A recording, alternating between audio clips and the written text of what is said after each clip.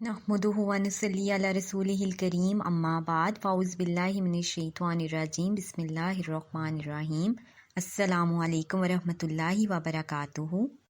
आज हम बात करते हैं ख़ास लोगों का शुक्र और आम लोगों का शुक्र। जैसे कि पहले बयान हो चुका है कि आम लोगों का शुक्र जो है वो सिर्फ खाने पीने, लिबास या जिस्मानी क़ुव्वत तक ही महदूद होता है। अच्छा घर का मिलना, गाड़ी का मिलना या अच्छी जगह शादी होना, यही उन्हीं के लिए सबसे बड़ी नेमतें होती हैं।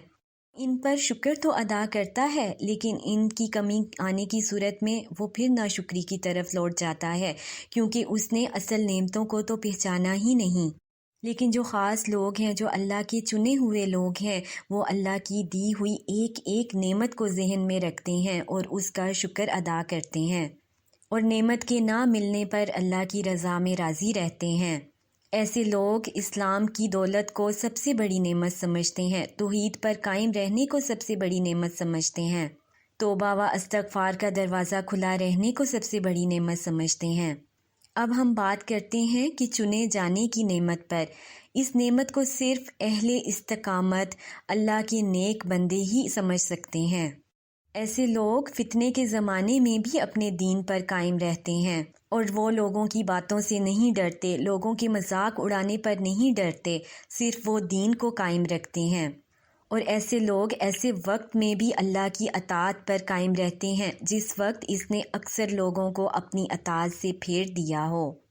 ऐसे लोगों के दिल में सिर्फ अल्लाह की मोहब्बत होती है, ईमान पर कायम रहने की मोहब्बत होती है, और ये बहुत अजीम नेमतों में से एक नेमत है। वहब बिन मुनब्बा और इनके हमरा एक शख्स एक मुसीबत ज़दा के पास से गुज़रे। वो शख्स नाबीना, कोढ़ी, अपाहज था। इसके बावजूद वो कह रहा था, अल्लाह की नेमतों पर इसका शुक्र है, अल्लाह की नेमतों पर इसका शुक्र है। वहब बिन मुनब्बा के हमरा शख्स ने इसको कहा, अल्लाह की कौन सी नेमत तेरे पास बाकी रह गई है जिस पर तू अल्लाह का शुक्र अदा कर रहा है। और ये शख्स ऐसी बस्ती में रहता था जो अल्लाह की नाफरमानियों के काम करती थी। तो इस मुसीबत ज़दा शख्स ने जवाब दिया, ज़रा इन शहर वालों की तरफ निगाह तो डालो, फिर इनकी कसीर तादाद और जो अमाल वो कर रहे हैं इनको देखो। क्या मैं इस पर अल्लाह का शुक्र अदा ना करूं कि मेरे सिवा इस शहर में अल्लाह को कोई भी नहीं पहचानता। सुभान अल्लाह। देखें कि नेक लोगों की सोच का मेयार ज़रा चेक करें कि किस कदर अल्लाह की हम्द सना करने वाले, किस कदर अल्लाह के करीब और उसका शुक्र करने वाले थे कि इतनी तकलीफ़ के बावजूद भी वो अल्लाह का शुक्र अदा कर रहे हैं। इसी तरह अल्लाह की बहुत बड़ी नेमतों में से एक नेमत ये भी है कि सेहत, आफ़ियत और अज़ा की सलामती हो।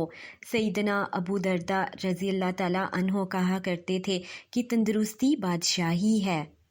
सैयदना सुलेमान फ़ारसी रज़ी अल्लाह ताला अन्हो ने एक हकायत बयान की कि एक आदमी के लिए दुनिया फराह कर दी गई थी, फिर जो कुछ इसके पास था वो सब छीन लिया गया, हत्ता कि सिर्फ एक बुसीदा चटाई बाकी रह गई। तो वो अल्लाह ताला की हम्दो सना करने लगा। एक दूसरा शख्स जिसके लिए दुनिया फराह कर दी गई थी, इसने इससे कहा, बताओ तो ज़रा कि तुम किस बात पर अल्लाह की तारीफ़ कर रहे हो।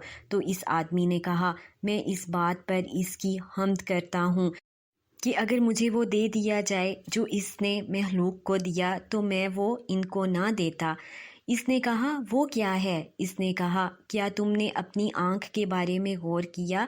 क्या तुमने अपनी ज़ुबान, दोनों हाथों और दोनों पाँव के बारे में गौर किया? देखें कि इस शख्स के पास कोई नेमत बाकी ना रही, ना घर बार, ना मालो दौलत बाकी रही और ना ही सेहत बाकी रही। इसलिए इस शख्स ने दूसरे से कहा कि अपनी आँखों पर गौर करो, अपनी ज़ुबान, हाथ और पाँव पर गौर करो कि ये अल्लाह की बहुत बड़ी नेमतें हैं जो उसने तुम्हें अता की हुई हैं। इसी तरह यूनुस बिन उबैद के पास एक आदमी आया, वो अपनी तंगदस्ती की शिकायत करने लगा। तो उन्होंने उससे कहा, क्या तुम्हारी इस आँख के बदले 1,00,000 दरहम तुम्हें खुश करेंगे? इस आदमी ने कहा, नहीं। उन्होंने कहा, तुम्हारे दोनों हाथों के बदले 1,00,000? वो बोला कि नहीं। यूनुस बिन उबैद ने कहा, क्या 1,00,000 के बदले अपने दोनों पाँव दोगे? फिर इस शख्स ने कहा जो कि अपनी तंगदस्ती बयान कर रहा था, नहीं। फिर यूनुस ने उसको अल्लाह की वो नेमतें जो इस पर थीं याद दिलाईं। پھر فرمایا میں دیکھتا ہوں کہ تمہارے پاس لاکھوں ہیں، اس کے باوجود تم محتاجی کی شکایت کر رہے ہو۔ اس سے ہمیں معلوم ہوا کہ تندرستی ہزار نعمت ہے۔ اس تندرستی کو ہم استعمال کر لیں، اس سے پہلے کہ کوئی بیماری آ جائے، کوئی تکلیف یا مشکل پریشانی آ جائے، ابھی ہمارے پاس صحت ہے، ابھی ہمارے پاس وقت ہے، ہم اس کو استعمال کر لیں، نیکی کے کاموں کے لیے استعمال کر لیں ان چیزوں کو۔ اسی طرح نعمتوں میں سے کھانا پینا اور لباس کا ہونا بھی نعمتیں ہیں۔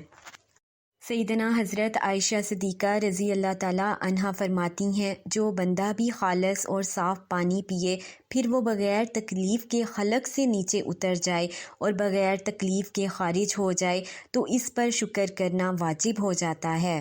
اور دیکھیں کہ ہم نے کبھی ان نعمتوں پر غور و فکر ہی نہیں کیا۔ کتنے ہی لوگ تکلیف میں مبتلا ہیں، گلے کی تکلیف میں مبتلا ہیں کہ وہ ایک پانی کا گھونٹ تک نہیں اپنے حلق سے نکل سکتے۔ تو ہم دیکھیں کہ اللہ کی کتنی بڑی نعمتیں اللہ نے ہمیں نوازی ہوئی ہیں، لیکن ہم نے کبھی غور و فکر ہی نہیں کیا اور نہ ہی کبھی ان چیزوں پر اللہ کا شکر ادا کیا۔ اگر ہم غور و فکر کریں کہ صبح اٹھ کر ہم کیسے پیٹ بھر کر کھانا کھاتے ہیں، ناشتہ کرتے ہیں، لیکن اتنے ہی لوگ اس طرح کے ہیں کہ جو صبح ہوتے ہی بھوک کا شکار ہو جاتے ہیں، ان کے پاس کھانے پینے کے لیے کچھ بھی نہیں۔ ہم جیسے سردی یا گرمی سے خود کو ہم بچاتے ہیں، کتنے ہی لوگ اس طرح کے ہیں کہ جو نہ گرمی میں خود کو محفوظ رکھ سکتے ہیں گرمی سے، اور نہ ہی سردی میں وہ خود کو سردی سے بچا سکتے ہیں۔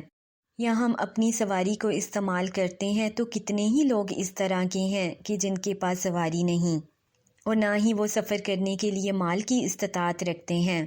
کتنی ہی اللہ کی نعمتیں ہیں جو اس نے ہمیں عنایت کی ہوئی ہیں، لیکن ہم نے کبھی ان چیزوں کی طرف غور و فکر ہی نہیں کیا، کبھی اللہ کی ان نعمتوں کو نعمتیں ہی نہیں جانا۔